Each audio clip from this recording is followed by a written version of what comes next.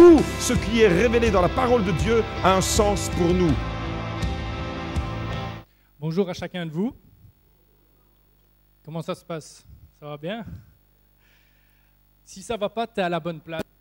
À l'église, c'est toujours le meilleur endroit quand ça ne va pas bien de juste avoir un espoir et avoir quelque chose qui peut changer en toi. Puis, sois le bienvenu si tu es là pour la première fois ou si c'est un petit peu les difficultés dans ta vie, que tu as besoin d'encouragement, tu es vraiment au bon endroit.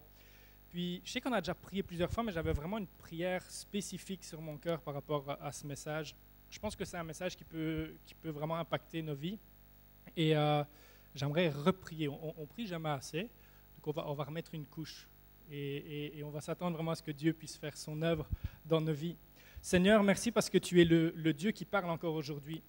Ta parole, elle est vraie et aucun mot ne sort de ta bouche sans qu'il y ait un but. Aucun mot ne sort de ta bouche sans que ça atteigne ce but, Seigneur.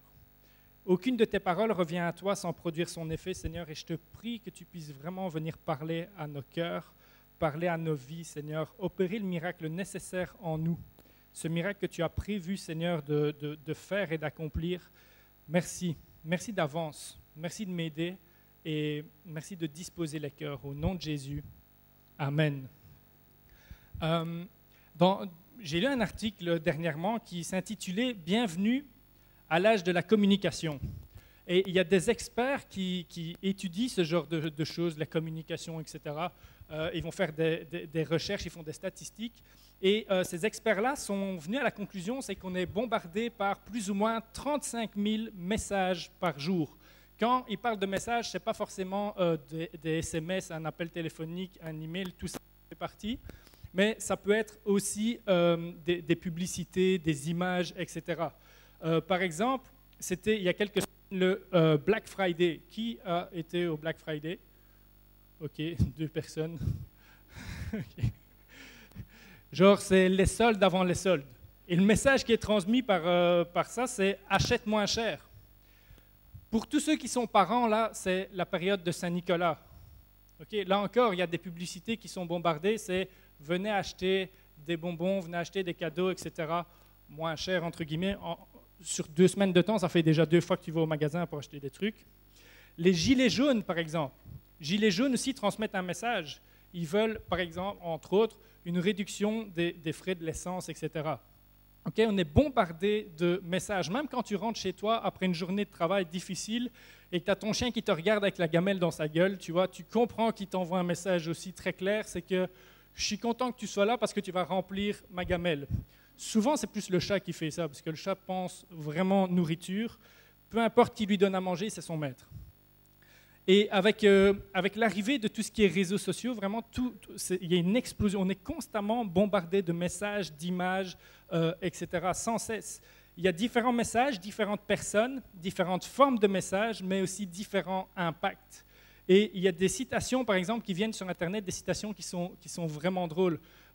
J'ai lu une citation, c'est qui aime le foot, qui suit un petit peu le football. Ok, je vais dire la citation, vous allez me dire qui a dit ça. C'est beau de voir le stade Vélodrome rempli, tant à domicile qu'en déplacement. Okay, il y a un joueur de foot qui a dit que quand il joue à domicile, le stade est rempli, il est content, et que son stade, quand il part en déplacement, il est rempli aussi. Comment son stade peut être rempli quand le club n'est pas présent? C'est un peu bizarre. D'autres citations qui sont drôles. Il n'y a rien de plus terrible pour un soldat déjà anonyme que de mourir inconnu. François Hollande. Vous sentez un appel pour la politique, hein? Vous êtes prêts? Il y a différents discours et citations qui ont marqué l'histoire. Et par exemple, le 21 juillet 1969, Neil Armstrong, premier être humain à marcher sur la Lune, a dit cette phrase célèbre « Un petit pas pour l'homme, un grand pas pour l'humanité ». C'était une avancée technologique impressionnante quand même d'être sur la Lune pour un être humain.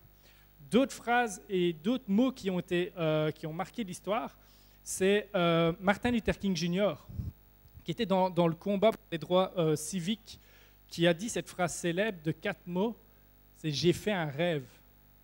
J'ai fait un rêve. Vous connaissez cette phrase-là? Okay. Une autre d'autres paroles qui ont été quand même très fortes, c'est Rosa Parks. Qui connaît Rosa Parks? Ok. Rosa Parks, c'est une dame afro-américaine qui est montée dans un bus à l'époque où il y avait énormément de racisme. Et même au niveau légal, les Blacks avaient moins de droits que les Blancs. Et elle monte dans le bus, puis elle s'assied sur une place qui est réservée aux Afro-Américains, aux Noirs. Et donc, elle a le droit de s'asseoir là, mais le bus se remplit, puis à un moment, il y a des Blancs qui arrivent, puis il n'y a plus de place assise. Et le chauffeur dit, OK, il faut que toi, tu te lèves et que tu ailles te mettre où tu veux, mais là, c'est une place pour un Blanc. Et ce jour-là, Rosa Parks a dit non. Non. Un mot qui a engendré toute une mouvance qui s'est mise en place et où des lois au niveau national ont été changées pour ramener une forme d'équilibre entre les Noirs et les Blancs. Un mot a littéralement changé la mentalité même du monde. Et il y a certains mots qui changent le monde, mais il y a certains mots qui changent notre monde à nous. Et il y en a plusieurs ici dans votre vie. Il y a des mots qui ont été dits, vous avez entendu des mots qui ont eu un impact dans votre vie et puis qui vous ont peut-être détruit. Le mot maladie est venu un jour.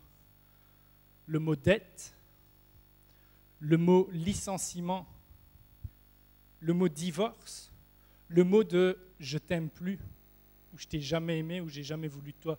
Il y a des mots qui viennent et puis qui clairement ne créent pas la vie, ils créent la mort, au contraire, dans nos cœurs et dans nos vies. Et vraiment, je lisais l'histoire aussi je fais un parallèle avec ça, l'histoire du petit Louis, qui a 4 ans, c'est le fils d'un pasteur, et le pasteur, sa femme, puis le petit Louis, ils vont au restaurant, ils vont manger avec un couple d'amis. Et ce couple d'amis a deux fils, puis ils commencent à manger, etc. Et à un moment, la serveuse vient avec des dessins coloriés, puis les enfants commencent à colorier. Et le petit Louis, en fait, il commence à colorier, mais il dépasse un peu. Puis là, les 2 autres petits, ils le voient, puis ils disent « Ah, mais t'es un bébé, toi. Oh, t'es un petit bébé, c'est les bébés qui dépassent. Toi, t'es bon à rien, t'es un petit enfant, etc. » Entre parenthèses, ils avaient plus ou moins le même âge. Et le père voit ça, puis il se rend compte que son fils, il est en souffrance par rapport à ça. Vraiment, il le prend à l'écart, ils vont aux toilettes tous les deux, puis il dit « Tu sais, j'ai vu que ce qu'ils t'ont dit, ça t'a blessé. Mais écoute ceci, c'est que moi, tes dessins, je les aime. Puis ce qu'il dit, c'est un mensonge. Tu n'es pas un bébé, tu n'es pas un enfant. Ce que tu fais, c'est de la qualité. J'aime ce que tu fais. Et la parole de papa a plus d'impact que la parole de qui que ce soit dans ta vie. » Et le petit, il l'a pris pour lui, puis il a su surmonter cette situation qui était difficile. Et c'est exactement ce que Dieu veut te dire aujourd'hui. Il y a des choses que tu as entendues, il y a des choses que toi-même tu te dis dans ta vie, et c'est des mensonges. Et Dieu veut vraiment te faire comprendre que quand lui parle dans ta vie, tout peut changer. Et le thème de mon message, c'est quand Dieu parle, tout peut changer. Et c'est un message qui est ancré même au cœur des origines. On va vraiment plonger au cœur de la première parole qui était relatée dans toute l'histoire de l'univers. Et j'aimerais juste lire un verset qui ne va pas apparaître à l'écran, c'est dans Matthieu 12, « Car c'est de l'abondance du cœur que la bouche parle. » Et j'aimerais te dire que souvent, on a une mauvaise représentation de qui est Dieu. Et on a peut-être ici, voit Dieu comme un Dieu qui est lointain, un Dieu qui juge, un Dieu sur qui on ne peut pas compter, un Dieu qui ne se soucie pas de nous, qui est un Dieu vengeur, un Dieu qui est un Dieu injuste. Peut-être c'est comme ça que tu vois Dieu. Puis j'aimerais qu'au travers de la parole, on puisse découvrir le cœur de Dieu. Parce que si tu découvres ce que Dieu dit, tu vas découvrir son cœur. C'est pour ça que c'est important de lire la parole de Dieu. Il y a des versets qu'on prend pour nous, mais que parfois on peut même appliquer à Dieu. Okay? C'est de l'abondance du cœur que la bouche parle. C'est de l'abondance du cœur de Dieu qui parle au travers de sa parole. Si tu connais sa parole, tu vas découvrir qui est Dieu. Nous allons lire dans Genèse 1, versets 1 à 3, les 3 premiers versets. Voilà. Au commencement, Dieu créa le ciel et la terre. La terre n'était que chaos et vide. Il y avait des ténèbres à la surface de l'abîme et l'Esprit de Dieu planait au-dessus de l'eau. Dieu dit qu'il y ait de la lumière et la lumière fut. Vous avez la foi pour comprendre. Il est là de l'autre côté? Ah, merveilleux. Il y eut de la lumière. Dieu dit qu'il y ait de la lumière et il y eut de la lumière. Imaginez un petit peu la scène qui est là. Il y a les ténèbres, il y a de l'eau, il y a du vent, et tout d'un coup, il y a le rideau qui se lève sur une scène qui est juste enveloppée de chaos. Il n'y a rien qui est juste la confusion, c'est sombre et c'est ténébreux, il n'y a rien qui se passe. Puis il y a une voix qui se fait entendre. Et le moment où la voix se fait entendre, la lumière vient et il y a quelque chose qui se passe. Il y a quelque chose qui se passe. Et là, en fait, c'est la première scène de l'histoire de l'univers.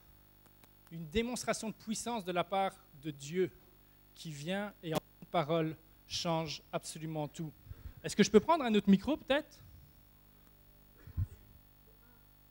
C'est celui-là, le 1?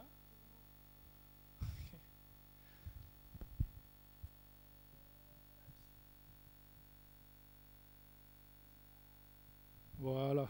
Je vais essayer de ne pas tomber complètement ligoté avec le fil. Ce serait drôle quand même. En live sur Facebook. Et c'est fou parce que ce texte-là est tellement puissant, mais beaucoup de lecteurs passent à côté d'une réalité qui peut réellement impacter nos vies. Cette réalité que quand Dieu dit, tout peut changer, tout peut s'accomplir. Dieu fait irruption en fait dans le chaos de l'univers et commence à remettre de l'ordre.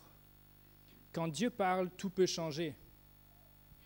Et j'aimerais juste faire une petite parenthèse parce que je suis sûr qu'il y a plein de gens qui se disent ici, ouais, mais Dieu a créé là, ce niveau scientifique, ça ne tient pas la route ou quoi que ce soit. Je suis sûr qu'il y a plein de gens où, si tu ne le penses pas, il y a des gens qui t'ont déjà posé la question. Dieu a créé, ah non, scientifiquement, ce n'est pas logique. Ok, il y a une chose à comprendre, c'est que la science et la foi ne sont pas forcément à lutter l'une avec l'autre. On a souvent tendance à, quand on est des personnes de foi, à dire « ouais, mais la science, elle a ses limites, etc. » Et quand on est une personne de foi, souvent on dit « ouais, mais la foi n'a rien à voir là-dedans, c'est bancal, ça ne tient pas à la route ou quoi que ce soit. » Moi, je pense réellement le contraire. C'est juste que les deux ont un but différent. Elles ont un but différent. Louis Pasteur a dit « peu de science m'éloigne de Dieu, mais beaucoup de science m'y ramène. » Quand tu poses vraiment les bonnes questions, tu as vraiment les bonnes réponses. OK? Un scientifique qui est sincère dans sa démarche, à un moment, a l'opportunité de comprendre et de réaliser que oui, il y a un sens à l'univers et que oui, de mon point de vue, je ne suis pas expert là-dedans, c'est plus scientifique de croire que l'univers a été créé par quelque chose ou quelqu'un plutôt que tout ça est le fruit du hasard. Scientifiquement, je veux dire, je pense que ça tient plus la route. La science, elle observe comment les choses sont arrivées, mais la foi nous dit pourquoi on est là. Elles ne sont pas en contradiction, elles viennent se compléter à certains moments. C'est que la science, à certains moments, nous empêche de partir dans des dérives extrêmement illuminées, spirituelles, bizarres, etc. Mais la foi nous empêche de juste rester dans ce qu'on voit et dans ce qui est juste purement mathématique, scientifique, etc. Ça nous permet d'avoir un équilibre. Donc, ne vois pas la science comme quelque chose de négatif, mais ne vois pas la foi comme quelque chose qui ne tient pas la route. Okay? Ils ont deux objectifs complètement différents. La science peut ajouter des années à ta vie, mais la foi peut ajouter de la vie à tes années. Dieu crée par sa parole. Seulement Dieu est capable, et l'expression théologique, on va faire un peu de théologie aujourd'hui, c'est ex nihilo. Ex nihilo. Qui est capable de redire ce mot-là? Dites-le. Ça veut dire créer à partir de rien. Ça, c'est quelque chose d'incompréhensible pour nous. Il n'y a rien. Puis tout d'un coup, il y a le monde qui est créé. Il n'y a rien du tout. L'être humain n'est pas capable de faire ça. Tout ce qu'on crée, que ce soit des chaussures, que ce soit le pupitre, le micro, le GSM ou quoi, c'est toujours à partir d'un élément de matière première. Toujours. Toujours rien ne se crée. Quand il n'y a rien, c'est tout. Qui est d'accord avec ça? C'est extrêmement scientifique ce que je dis. Il n'y a rien, il n'y a rien. Tu ne saurais rien créer s'il n'y a rien. Si ton verre est vide, il est vide. Tu ne sais pas créer un liquide pour le remplir. Mais Dieu, si. Dieu, si. Parce que Dieu est tout-puissant et que Dieu est la seule personne de l'univers qui est capable de créer à partir de rien. Puis ça nous encourage chacun de nous. Parce que parfois, on n'a juste rien à donner, on n'a rien à offrir, on n'a rien, on est face à une difficulté, face à une situation, on n'a pas de ressources, il n'y a rien. Mais Dieu est capable de pourvoir, Dieu est capable de déverser, de créer quelque chose là où il n'y a rien. Financièrement, tu n'as rien, mais il y a un projet qui se présente devant toi. Dieu est capable de pourvoir, même si tu n'as rien. Quand on parle d'argent, c'est toujours amen. Hein? Dieu est capable, face à la maladie, tu es complètement impuissant, il n'y a rien à faire. Dieu est capable d'agir et de guérir. Et même s'il ne le fait pas, il est capable de créer en toi la foi suffisante pour dire, même si tu décides de me reprendre aujourd'hui, moi je vois plus loin, puis je te vois toi et j'avance. Dans les deux cas, le miracle, il est aussi grand. Dieu est capable de créer à partir de rien. Et vraiment, cette idée de chaos, la terre était informe et vide. Il y avait un chaos. Et quand Dieu intervient dans ce chaos, il y a un ordre qui se crée. Puis j'aimerais te dire que Dieu, au travers de sa parole, est capable de changer les chaos de ta vie en des perspectives nouvelles, en un univers de possibilités. Et aujourd'hui, tu es peut-être dans le trouble, tu es peut-être dans le chaos, tu te demandes un petit peu qu'est-ce qui va se passer dans ta vie, tu vois. C'est comme un nuage, là. Il y a des rêves, il y a Dieu t'a parlé à certains moments, puis il n'y a rien qui s'accomplit, c'est juste un nuage, un mirage parfois. Dieu est capable de ramener de l'ordre et de créer quelque chose.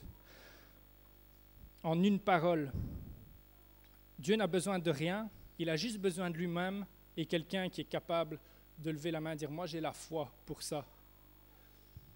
Et je me souviens d'une fois où je cherchais un petit peu mon orientation au niveau de l'école supérieure et j'avais fait des demandes dans différentes universités, etc. Puis un jour, il y a un pasteur qui est venu à notre église, puis clairement, il avait dit « en gros, tu iras à l'école derrière chez toi ». Ok, c'est intéressant. Derrière chez moi, c'est la FUCAM. J'habite près de la FUCAM, mais j'ai absolument pas envie d'aller à la FUCAM, pas envie de faire ça. Puis, voilà, je garde cette parole-là, je me dis, ok, encore un illuminé qui raconte n'importe quoi. Non, mais parfois on se le dit clairement. Hein. Puis j'avance mon processus, je pars à l'UCL, pour finir, ça ne le fait pas, etc. Je reviens à Mons, je fais des études d'assistance sociale. Je commence première année, puis on commence à dire, tiens, on va déménager, l'école va déménager. Ouais, ok, c'est bien, on va déménager. Puis l'école déménage pour aller s'installer juste à côté de la FUCAM. Ok, ça parle, mais c'est juste te dire que Dieu, il n'y avait rien, c'était des champs. Il a créé une école pour accomplir sa parole. Ok, rien n'a changé dans ma vie parce que j'étais à l'école là, mais juste te dire que parfois Dieu parle et tu vois rien, c'est des champs. Mais Dieu est capable de créer une école pour toi. Dieu est capable de ramener de l'amour là où il n'y a plus d'amour. Dieu est capable de ramener un pardon là où il n'y a pas de pardon. Dieu est capable de ramener l'unité là où il n'y a plus d'unité. Dieu est capable de ramener un espoir là où il n'y a plus d'espoir. J'ai rien à donner, j'ai rien à faire, mais toi, tu es capable de tout faire et d'accomplir les miracles nécessaires dans ma vie.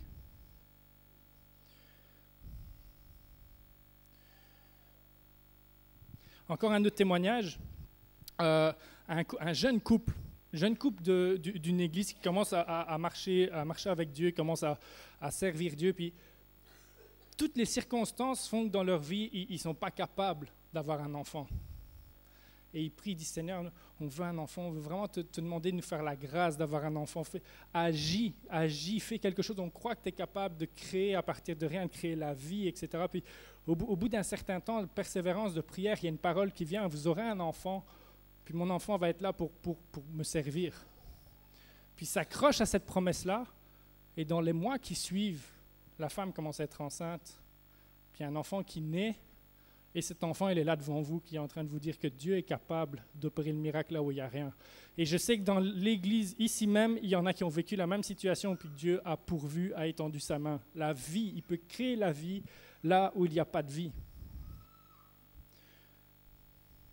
Il est le Dieu qui prend ton trouble, il est le Dieu qui prend ton néant et qui est capable de créer un univers à travers ça. Quand Dieu parle, il crée, mais quand Dieu parle, il calme aussi nos tempêtes. J'aimerais qu'on lise un texte dans Matthieu 8.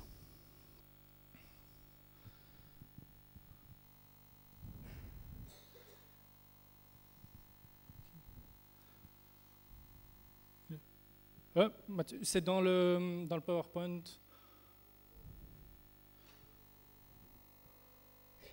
Ok, c'est ça. Donc c'est Matthieu 8, 23 à 27, pardon.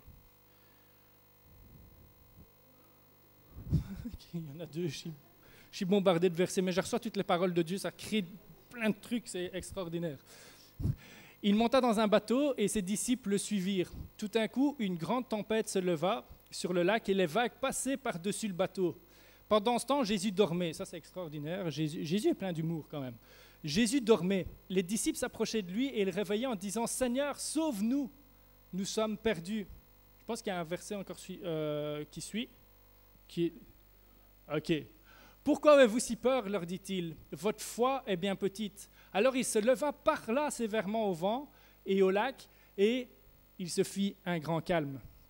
C'est drôle de voir Jésus qui dort au milieu de la tempête. Je pense qu'il n'y a que Jésus qui peut dormir dans une tempête alors que tu es sur un bateau. Il y a quelque temps, je suis parti en vacances en Crète, et on a été visiter comme une île qui était à quelques kilomètres de là.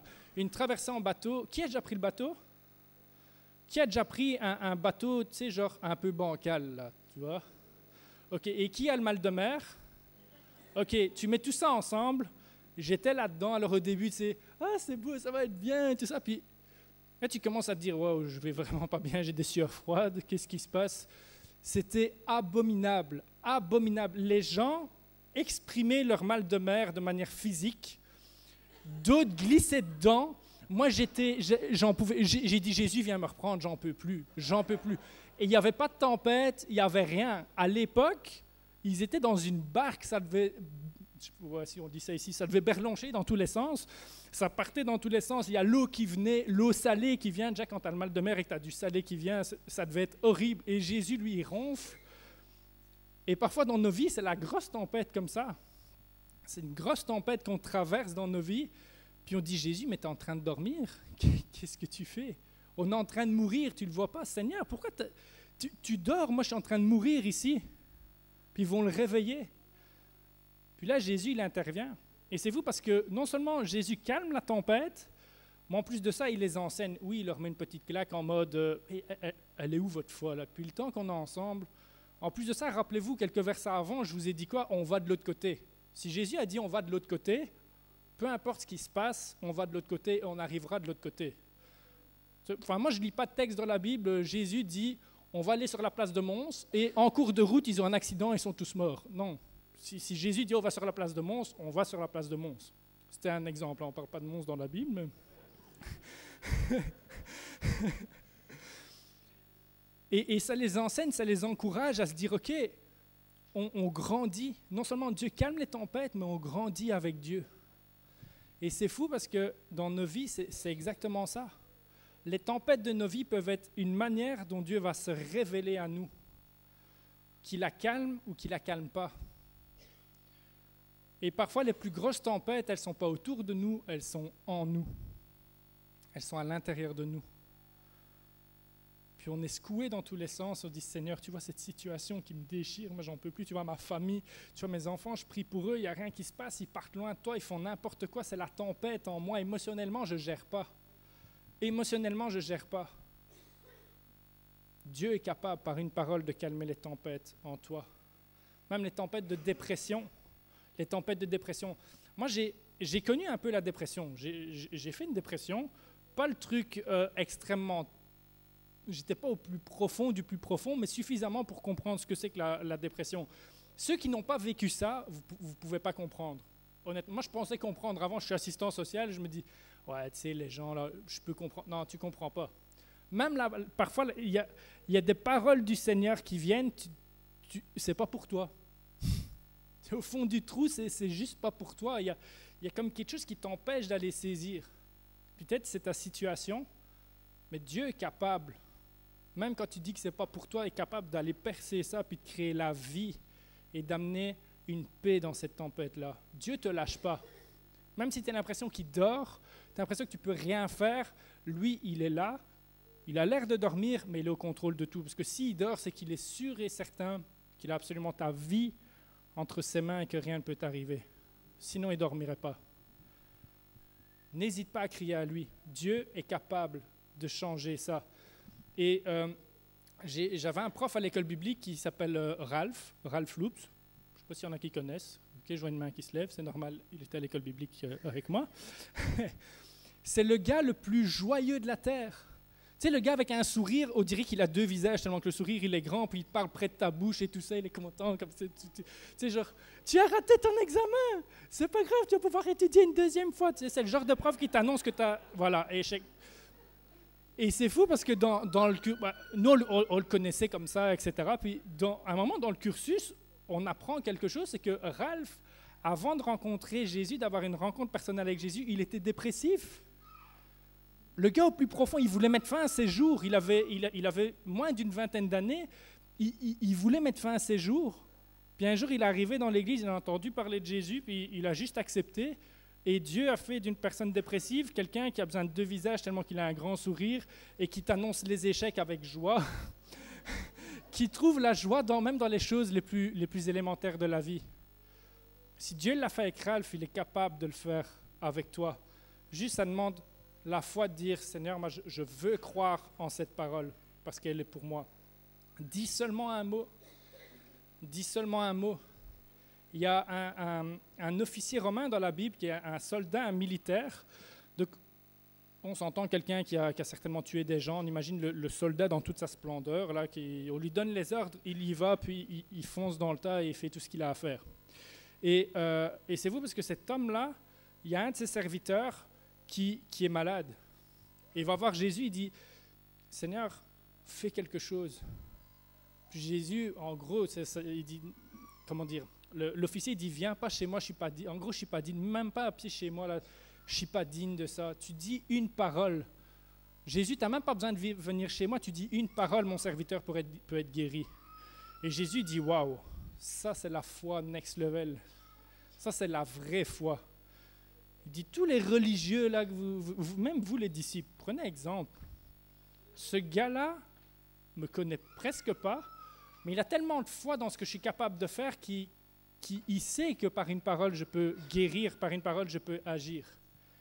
Et j'aimerais t'encourager réellement, dire juste cette parole, dis juste un mot, Seigneur.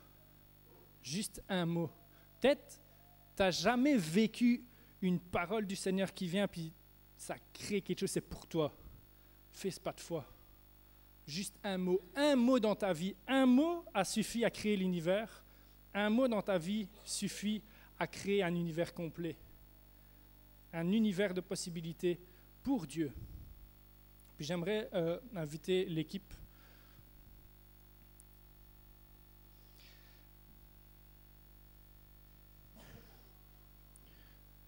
J'aimerais qu'on lise Jean 1, verset 1. Normalement, c'est la diapo qui suit.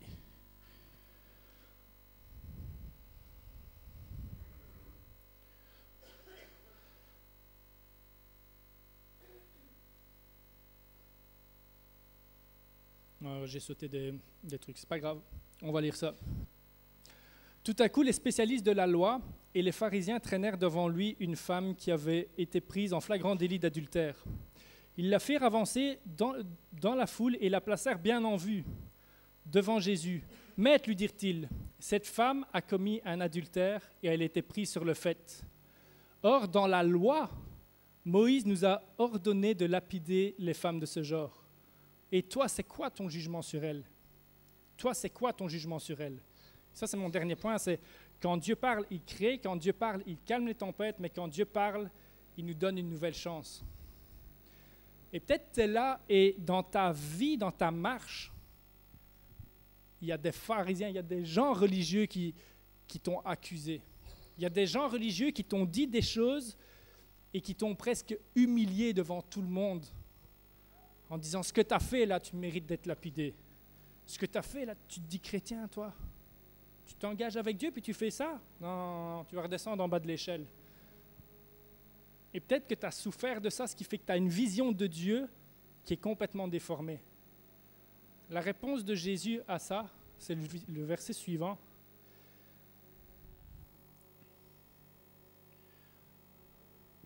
Ils insistaient en répétant leurs questions. Alors, Jésus se releva et leur dit que celui d'entre vous qui n'a jamais péché lui jette la première pierre.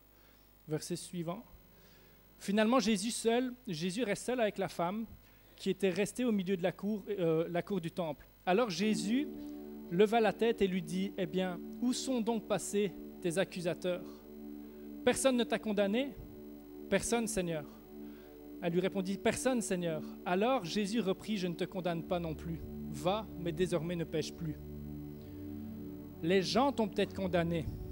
Tu as peut-être une image d'un Dieu qui condamne parce qu'un jour on t'a condamné. Jésus, tout en respectant la loi de dire le péché, c'est le péché, te tend une main et dit, aujourd'hui, tu as encore la chance de revenir à moi, tu as encore la chance de me faire confiance, tu as encore la chance de repartir à zéro. Ça, c'est les paroles de Jésus. Et dans Jean 1:1, il est écrit, c'est comme un parallèle du premier texte qu'on a lu de la Genèse. C'est presque semblable. Au commencement était la parole. Puis on commence à présenter la parole sous un joug nouveau, c'est que la parole, c'est un être. C'est une personne qui est Jésus-Christ. Jésus n'est pas celui qui te condamne, mais c'est celui qui te tend la main pour te relever. Mais c'est fou parce que autant quand Dieu dit, des choses arrivent à un monde et à un univers secret, mais autant quand Dieu nous parle personnellement, si nous on ne répond pas, il n'y a rien qui peut se passer. Et face à la parole de Dieu, on a chacun une responsabilité. Et ma question pour toi, c'est comment vas-tu répondre? Qu'est-ce que tu fais quand Dieu parle? Comment tu réponds à la parole du Seigneur? Et il y a toujours des mensonges qui viennent. Il y a l'ennemi dans Genèse 3 qui vient, puis est-ce que Dieu a réellement dit? Est-ce que Dieu a réellement dit? Et ici, je sais qu'il y a des personnes qui ont reçu des paroles spécifiques du Seigneur. Et l'ennemi est là derrière en train de semer le doute. Il y a des appels qui sont là, qui sont en train de s'éteindre simplement parce que l'ennemi dit, il remet en question, est-ce que Dieu a réellement dit ça? Est-ce que Dieu a réellement dit que tu devais te marier? Est-ce que Dieu a réellement dit qu'il t'aimait? Est-ce que Dieu a réellement dit que tu étais capable? Est-ce que Dieu a réellement dit que tu pouvais tout surmonter? Est-ce que Dieu a réellement dit qu'il t'a appelé à le servir? Oui. Oui, le diable vient te mentir. Mais parce que tu connais la vérité de la parole, tu es capable de lui résister et d'entrer dans ce qu'il a pour toi. Dans 1 Samuel, on voit un homme de Dieu qui s'appelle Élie, qui est tellement habitué à la présence de Dieu qu'il n'entend plus la voix de Dieu. Et il y a un jeune Samuel qui est là, il est dans la présence de Dieu, et il entend pour la première fois de sa vie la parole de Dieu qui vient à lui. Samuel. Puis il va voir son serviteur, il va voir son maître, Élie, il dit, ouais, tu m'as appelé. Non, c'est pas moi. Puis 3 fois, il fait ça. Élie, le pasteur, a besoin que 3 fois, son serviteur vienne lui dire, tu m'as appelé, pour qu'il comprenne que c'est Dieu qui lui parle. Il était habitué à la présence de Dieu. Et il a vraiment mal fini. Dieu lui parlait, il ne reconnaissait même plus. Mais le jeune Samuel a répondu quelque chose de fort. Il a dit, quand Dieu est venu le réappeler, il a dit, Seigneur, parle, car ton serviteur écoute. Et aujourd'hui, c'est ce que Dieu t'invite à faire. Quand il vient te parler, dire, parle. Je reçois. Ton serviteur écoute. Ton serviteur écoute. Puis j'aimerais qu'on ferme simplement les yeux. Et il y a des personnes ici qui ont besoin d'une nouvelle chance. C'est peut-être pas forcément la femme adultère, ou peut-être c'est dans ces choses-là. Mais tu as fait des choses dans ta vie où tu as peut-être été condamné, où on t'a traîné dans la boue, où oui, tu as fait des choses que tu n'aurais pas dû faire, mais où ça a pris des proportions vis-à-vis des hommes que ça t'a détruit plus qu'autre chose. Et aujourd'hui, il y a le Dieu plein de grâce qui te dit, je te donne encore une chance. Si tu veux revenir à Dieu, simplement, je te demande juste de lever la main là où tu es, alors que tout le monde a les yeux fermés. Si tu veux juste, merci Seigneur, juste revenir à Dieu ou venir pour la première fois, tu n'as pas encore réellement pris cet engagement, simplement lève la main là où tu es. Ok, plusieurs mains qui se lèvent, merci Seigneur. La religion te condamne, mais Jésus te relève et te pardonne. Certaines personnes, vous êtes en train de vivre des tempêtes internes dans votre vie. tempêtes dans la famille, des tempêtes personnelles, émotionnelles, peut-être la dépression. Si c'est ta situation, je te demande simplement de lever la main là où tu es. Reçois la parole de Dieu. Dieu est capable de te sortir de là. Dieu est capable, ça va te demander la foi, mais Dieu est capable de te sortir de là. Saisis, ça ne se passera peut-être pas du jour au lendemain, mais saisis. Quand Dieu parle, ça s'accomplit. Même, il y a des paroles dans Habakkuk qui dit « La prophétie arrive, écris-la. Si tu ne la vois pas venir, tu l'attends parce que je te promets qu'elle arrive. » Accroche-toi à cette promesse. Accroche-toi à cette promesse. Les chaos de ta vie peuvent être changés. Puis d'autres, vous avez besoin de recommencer à croire dans les promesses de Dieu. Vous avez besoin de passer d'Élie, celui qui est habitué à la parole mais qui ne l'applique plus, à Samuel, comme un petit enfant qui reçoit à nouveau la parole de Dieu puis qui entre dans sa destinée. Si c'est ta situation, simplement lève la main là où tu es. Tu veux juste dire, Seigneur, moi je veux recommencer à croire dans tes promesses pour ma vie. Ok, je vais terminer en priant, puis quand j'aurai terminé de prier, on va passer une vidéo qui, selon moi, est réellement une vidéo puissante.